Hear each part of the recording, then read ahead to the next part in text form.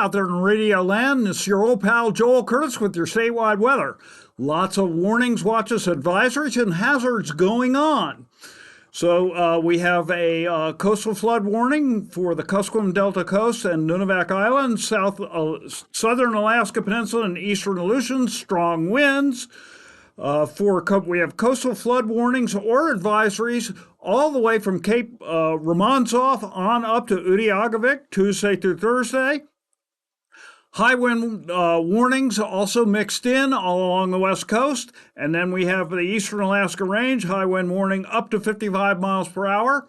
Also for Seward Peninsula, Central Brooks Range, eastern interior and Tanana, we have some potential heavy rain and snow on top of rain. For our Tuesday's weather, 964 millibar low moving up into the Gulf of Anadyr with a cold front extending down through the central Bering Sea across the Pribilofs. A little bit of a warm front moving up into Kotzebue Sound.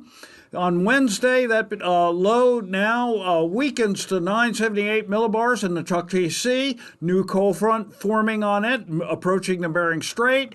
The old cold front is falling apart over the central interior down through Kodiak Island. And we also have plenty of wind to go along with this system and a warm front extending across the North Slope. And then on Thursday, we've got a whole new system showing up in the far western Bering Sea. And this one is 967 millibars. It's going to impact us later in the week.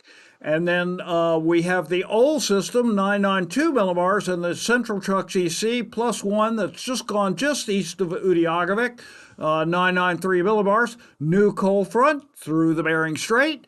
We also have the old cold front has falling apart from Kodiak Island on up to Fort Yukon, and 1035 millibar high south of the Gulf of Alaska.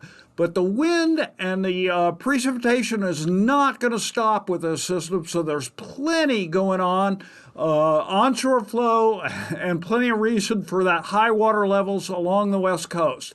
This is meteorologist Joel Curtis with your statewide weather.